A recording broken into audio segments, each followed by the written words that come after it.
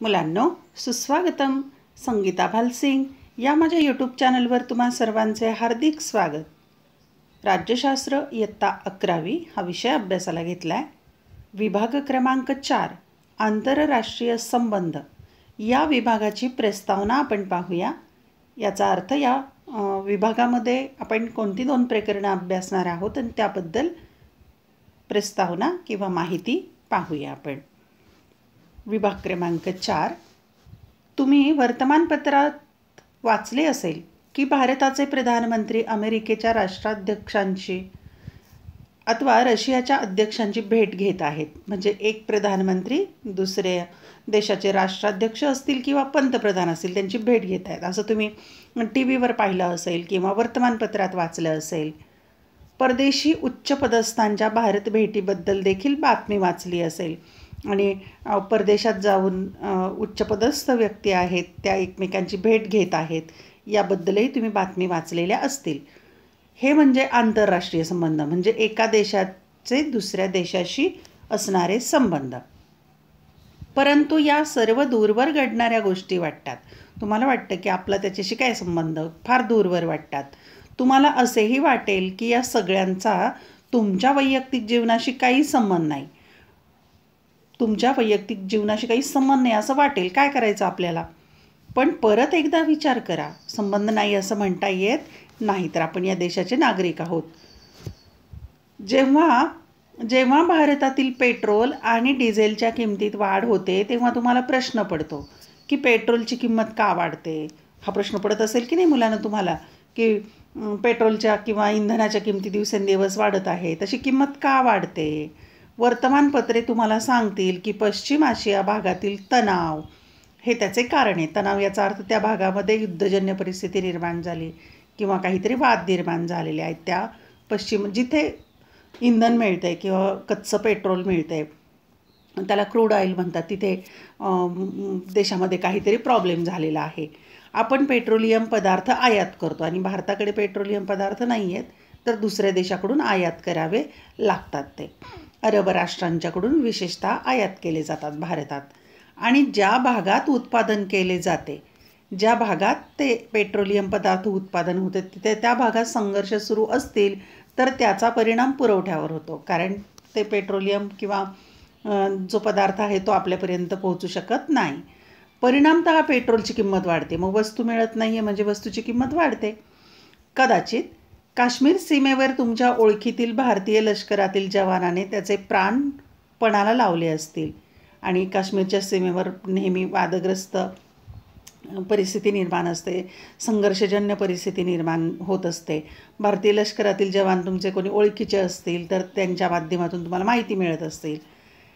अशा बातम्या म्हणजे फार दूरवर घडणाऱ्या घटना आहेत. मग तुम्ही कसं म्हणू शकता की माझा काही संबंध नाही आणि या दूरवर घडणाऱ्या घटना आहेत याच्याशी तर खरंच प्रत्येक नागरिकाचा संबंध आहे.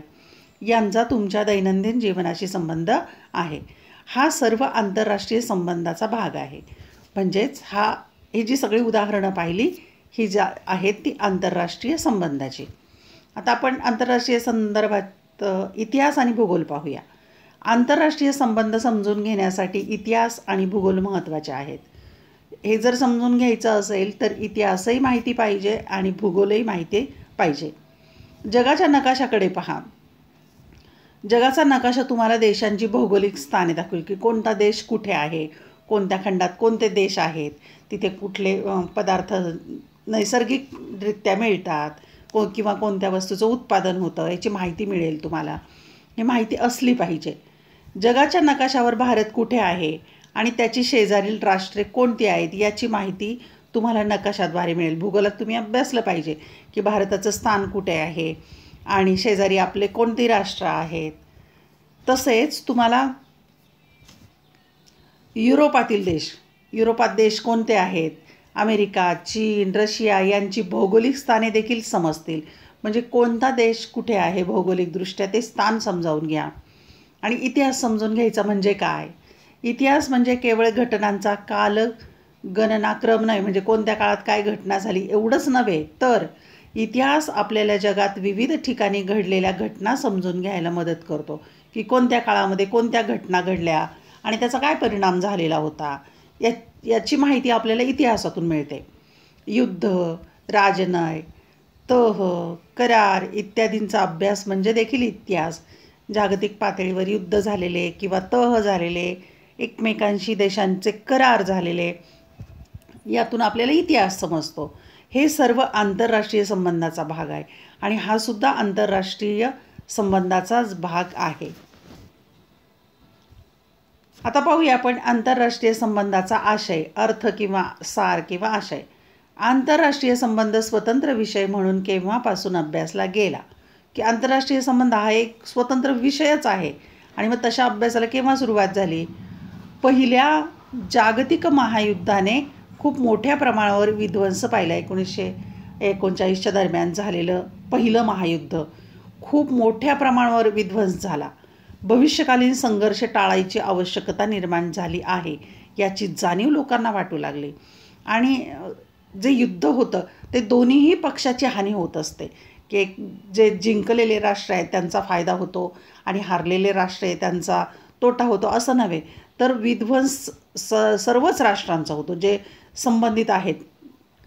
म्हणजेच जर भविष्यकाळात असे संघर्ष टाळायचे असतील तर काहीतरी प्रयत्न केले पाहिजेत याची जाणीव लोकांना झालेली आहे.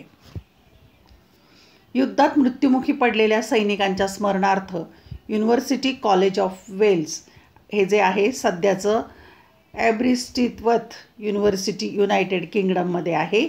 ही युनिव्हर्सिटी आहे, युनिव्हर्सिटीचं नाव आहे युनिव्हर्सिटी कॉलेज ऑफ वेल्स. यांनी 1919मध्ये आंतरराष्ट्रीय संबंधावर अभ्यास सुरू केला आणि मग युद्धामध्ये जे मृत्युमुखी पडलेले आहेत त्या सैनिकांचं स्मरण करून हा अभ्यास सुरू झालेला आहे, तो आंतरराष्ट्रीय संबंधावर 1919मध्ये. सुरुवातीच्या काळात युद्धे कशी टाळावीत आणि शांतता प्रस्थापन या विषयावरच लक्ष केंद्रित केलं. अभ्यास सुरू झाला, पण अभ्यासाचा विषय काय होता तर युद्ध टाळायची कशी आणि शांतता कशी प्रस्थापित करायची या दृष्टीने हा अभ्यास सुरू झाला. नंतर मात्र संरक्षण समस्यांपलीकडे केंद्र विस्तारून राजकीय, आर्थिक, सामाजिक, सांस्कृतिक समस्यांचा अंतर्भाव करण्यात आला आणि नंतरच्या काळात मात्र त्यात अनेक विषय समाविष्ट केलेले आहेत. राजकीय, आर्थिक, सामाजिक, सांस्कृतिक या समस्यांचा समावेश करून त्याचाही अभ्यास करण्यात येऊ लागला. आंतरराष्ट्रीय संबंध ज्या काही महत्त्वाच्या प्रश्नांची उत्तरे द्यायचा प्रयत्न करते ते म्हणजे राष्ट्र जे करतात तसे ते का करतात या प्रश्नाचे उत्तर असे. पहा, प्रश्न कोणता? आंतरराष्ट्रीय संबंधाचा अभ्यास म्हणजे काय, तर जे राष्ट्र आहे ते जे करतात, राष्ट्राने केलेली कृती ते तसे का करतात या प्रश्नाचं उत्तर मिळतं.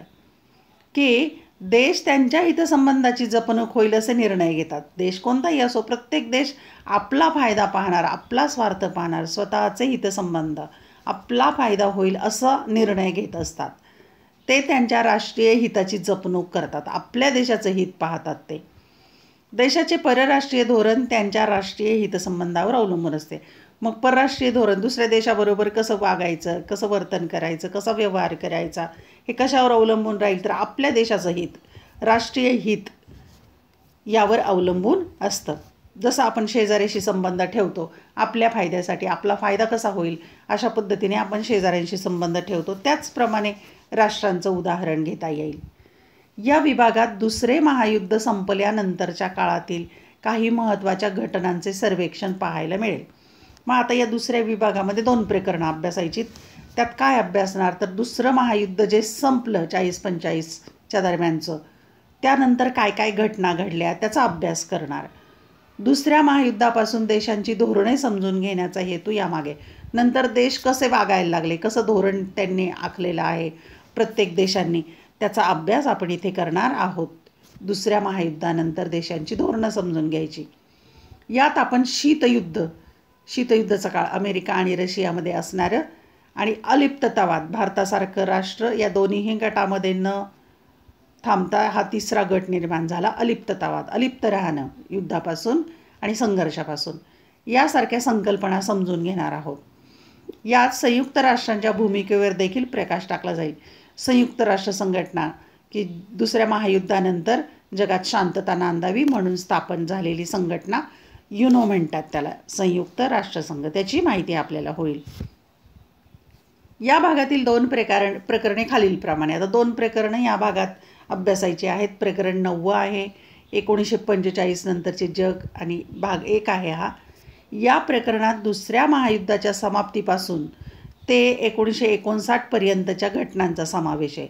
म्हणजे कालखंड दुसरं महायुद्ध समाप्तच झालं तेव्हापासून ते 1959 पर्यंतच्या काळाचा अभ्यास या 9व्या प्रकरणामध्ये आहे. म्हणजे आंतरराष्ट्रीय संबंधाच्या संदर्भामध्ये शीतयुद्ध आणि त्याचबरोबर आशिया व आफ्रिका खंडातील वाढता प्रादेशिकतावाद हे या प्रकरणाचे केंद्र आहे. आणि आशिया आफ्रिका खंडामध्ये प्रादेशिकतावाद वाढलेला आहे याचा अभ्यास या प्रकरणामध्ये 9व्या प्रकरणात आपल्याला करायचा आहे. आणि शेवटचं प्रकरण आहे 10वं 1945 नंतरचे जग भाग 2 आहे हा. या प्रकरणात 1959 ते 1991 पर्यंतच्या काळावर भाष्य केलं आहे. म्हणजे या काळातला जागतिक पातळीवर किंवा आंतरराष्ट्रीय संबंधाच्या संदर्भात अभ्यास करायचा आहे. 1960च्या दशकात झालेल्या बदलांची माहिती घेतली आहे. अलिप्ततावादाची वाढ आणि शीतयुद्धाच्या काळात झालेल्या बदलांचा यामध्ये समावेश करण्यात आलेला आहे. आणि अलिप्ततावाद वाढला, शीतयुद्धाच्या काळात काय काय बदल झाले ते अभ्यासणार आहोत. हे प्रकरण 1991च्या सोव्हिएत रशियाच्या विघटनापर्यंत थांबते. आणि सोव्हिएत रशियाचं विघटन, तुकडे झाले, वेगवेगळे भाग, वेगवेगळे देश झाले, इथपर्यंत थांबतं. शीतयुद्ध थांबलं त्या काळामध्ये. 1991 नंतरच्या घटना इयत्ता 12वीच्या अभ्यासक्रमात घेतलेल्या आहेत. पहा किती महत्त्वाची आणि सगळ्यात उपयुक्त अशी ओळ सांगितली आहे की 1991 नंतरच्या घटना ज्या आहेत त्या इयत्ता 12वीच्या अभ्यासक्रमात अभ्यासायच्यात. आता विद्यार्थी मित्रांनो लक्षात घ्या की 11वीचा अभ्यासक्रम किती महत्त्वाचा आहे की त्याचा आधार घेऊन 12वीचा अभ्यासक्रम बनवलेला आहे. जे विद्यार्थी 11वीचा अभ्यास करणार नाहीत त्यांना 12वीचा अभ्यासक्रम समजणं कठीण जाईल. आता हे फक्त याच विषयात लागू आहे का? नाही, तर सर्वच विषयांच्या संदर्भात 11वीच्या अभ्यासक्रमावर आधारित 12वीचा अभ्यासक्रम पुढचा असतो. मग 12वीला जर तुम्हाला छान गुण मिळवायचे असतील, चांगली टक्केवारी हवी असेल तर 11वीचा अभ्यास सगळ्या विषयाचं तुम्हाला जे आहेत त्याचा पूर्ण करणं आवश्यक आहे. अशा प्रकारे आपल्याला 9वं आणि 10वं प्रकरण या भागामध्ये अभ्यासायचं आहे. धन्यवाद. व्हिडिओ लेक्चर आवडल्यास चॅनल सबस्क्राईब करायला विसरू नका. बेल आयकॉन प्रेस करा. तसेच या चॅनलची प्लेलिस्ट पहा. वेगवेगळ्या विषयांचे व्हिडिओ लेक्चर पाहायला मिळतील. जर व्हिडिओ लेक्चर आवडले तर लाईक, कमेंट, शेअर करायला विसरू नका. अभ्यासासाठी शुभेच्छा.